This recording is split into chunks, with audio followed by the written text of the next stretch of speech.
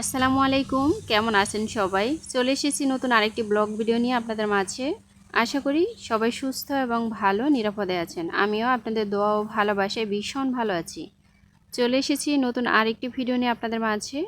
আশা করি আজকের ভিডিওর কোনো না কোনো অংশ একটু হলেও আপনাদের কাছে ভালো লাগবে। সকালবেলা ঘুম থেকে ওঠার পরে দেখি যে নানান কাজ থাকে। সকল কাজ সামলানো কিন্তু একটা নারীর দায়িত্ব। যেহেতু সংসার জীবনে আমরা গৃহিণীরাই আছি, তো এই কাজগুলো তো আর পুরুষেরা করে দিবে না, তাই না? এগুলো কিন্তু আমাদেরই করতে হয়। আজকের ভিডিওটি এখান থেকেই শুরু করেছি। দেখতেই পাচ্ছেন লাউ গাছের পাতাগুলো দেখতে কিন্তু ভীষণ সুন্দর লাগছে। আর এরকম তাজা খাবার খেতে সত্যি ভীষণ মজার হয়। প্রতিদিন ঘুম থেকে ওঠার পরে একটা টেনশন থাকে যে আজকে কি রান্না করব, কালকে কি রান্না করব, এই যে একটা ঝামেলা। জানি না এই ঝামেলাটা কার কার পোহাতে হয়। আমার কিন্তু এই ঝামেলাটা প্রতিনিয়তই পোহাতে হয়। আমরা যারা মধ্যবিত্ত ফ্যামিলিতে রয়েছি, আমরা চাইলেই কিন্তু ওইভাবে চলাফেরা করতে পারি না, ওইভাবে বিলাসবহুল চলাফেরা। তো সব সময় একটু হিসেব করেই চলার চেষ্টা করি। আর আমার হাজব্যান্ড যেহেতু একটু বেশি হিসাবই, আমি চেষ্টা করি নিজে কিছু করে সংসারটাকে সুন্দরভাবে চালানোর। স্বামীর ইনকামের পাশাপাশি নিজেও কিছু করার চেষ্টা করি। স্বামীর উপর আমি কখনই নির্ভরশীল হই না। আমাদের প্রত্যেকের উচিত কোনো না কোনো কিছু করা। আমার স্বামী যেহেতু একটু বেশি হিসাবী, সে কিন্তু একটু হিসেব করেই বাজার করে। তারপরেও দেখা যায় এক সপ্তাহের বাজার করলে এক সপ্তাহে আমাদের যে সবজিটা খরচ হতো সেটা কিন্তু আমার 3 দিনও চলে না।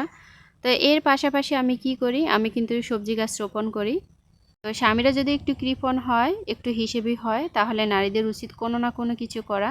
তা আমি কিন্তু সব সময় বাড়িতে সবজি গাছ রোপণ করি। তো এই যে লাউ পাতাগুলো দেখতেই পাচ্ছেন, খুবই কচি এবং আমার কাছে এত ভালো লাগে। নিজের গাছ থেকে সবজি তুলে রান্না করার মজাটা সত্যি অন্যরকম।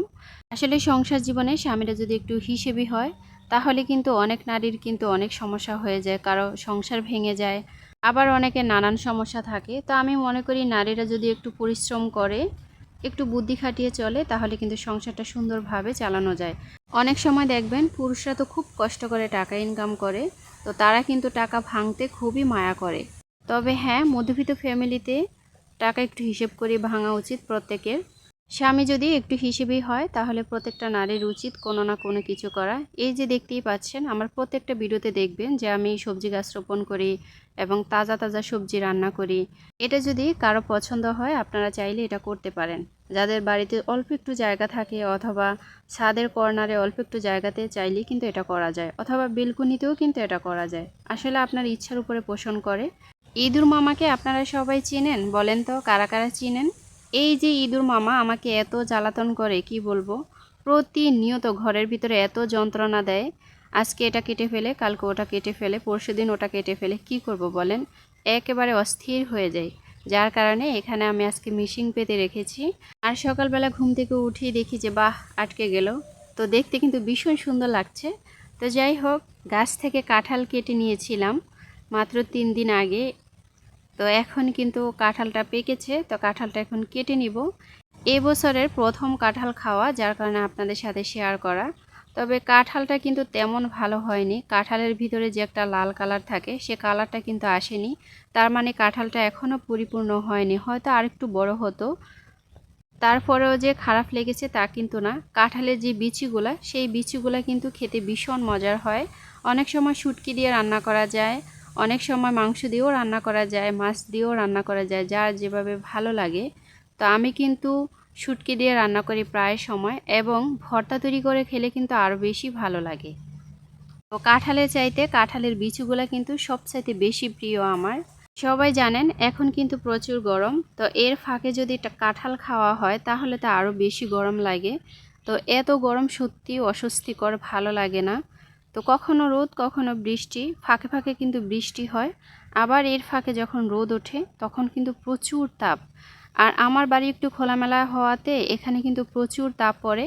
তো গরমের কারণে অনেক সময় দেখা যায় আমি ঘর থেকে বের হয়ে যাই, আমার ভালো লাগে না।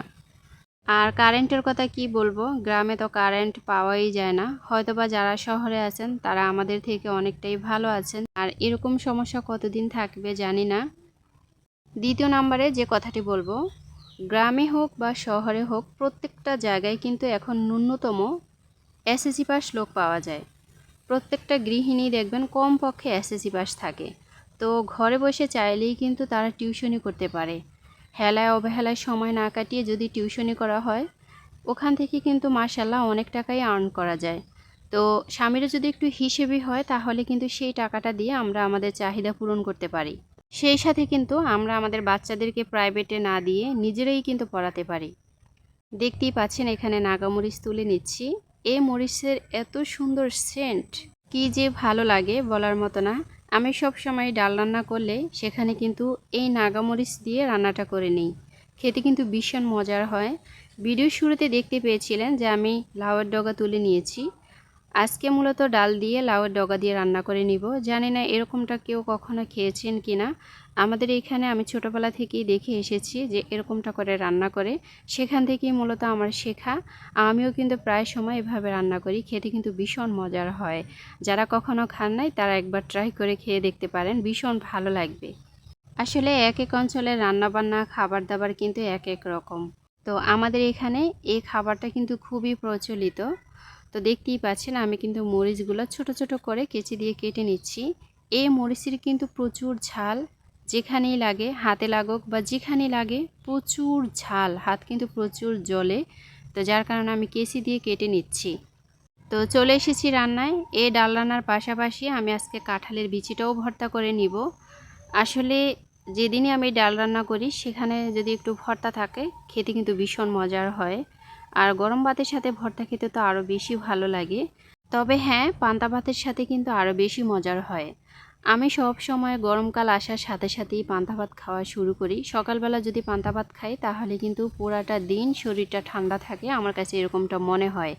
জানি না কারো পছন্দ কিনা। সাথে যদি একটু পোড়ামরিচ, সাথে যদি একটু ডিম ভাজা, সাথে যদি একটু ভর্তা থাকে খেতে কিন্তু ভীষণ মজার হয়। আর প্রায় সময় কিন্তু আমি সকালটা এভাবেই কাটিয়ে দিই। আমের সিজন তো চলে যাচ্ছে, তো আম সত্য দিব না সেটা কি আর হয় বলেন। তো এবছর কিন্তু মাশাল্লাহ অনেক আমের আচার দিয়েছি, সেই সাথে কিন্তু আম সত্যও দিয়েছি।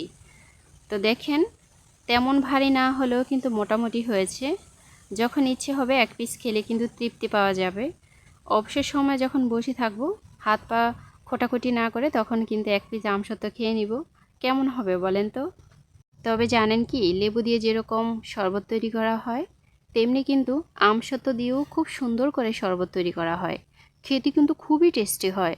জানি না কখনো কেউ খেয়েছেন কিনা। আমি প্রায় সময়ই খেয়ে থাকি, আমার ভীষণ ভালো লাগে। 3 নম্বরে যে কথাটি বলবো, মধ্যবিত্ত সংসারে কিন্তু এমনি টানাপোড়া থাকে। তো স্বামীরা যেহেতু একটু বেশি হিসেবে হয়, সেই সাথে কিন্তু আপনারা চাইলে ঘরে বসে সেলাই কাজ করতে পারেন। সেলাই কাজে কিন্তু প্রচুর টাকা ইনকাম হয়। এখনকার অধিকাংশ নারীরাই কিন্তু ঘরে বসে সেলাই কাজ করে। এখানে আপনার পর্দার কোনো ক্ষতি হয় না, ঘরে বসেই কিন্তু লক্ষ লক্ষ টাকা সঞ্চয় করা যায়। এখন তো অনলাইনের যুগ, চাইলেই কিন্তু আপনি অর্ডার নিতে পারেন অনলাইন থেকেই। একটা জামা তৈরিতে দেখা যায় ন্যূনতম কিন্তু 250 থেকে 300 টাকা দেওয়া লাগে যদি একদম নর্মাল 3 পিস আপনি তৈরি করেন। আর যদি পার্টি ড্রেস বা একটু গর্জিয়াস কাজ এরকম যদি 3 পিস তৈরি করেন তাহলে কমপক্ষে 1000 থেকে 1500 বা 2000 টাকাও কিন্তু মজুরি হয়। তো চাইলেই কিন্তু আপনি ঘরে বসে এভাবেই আপনি অনেক টাকা সঞ্চয় করতে পারেন। আসলে স্বামীরা একটু হিসেবে হলে প্রত্যেকটা নারীর উচিত একটু বুদ্ধি খাটিয়ে চলা। তো দেখতেই পাচ্ছেন আমি শিলপাটায় কিন্তু ভর্তাটা বেটে নিয়েছি, আর দেখতে খুব সুন্দর হয়েছে তাই না?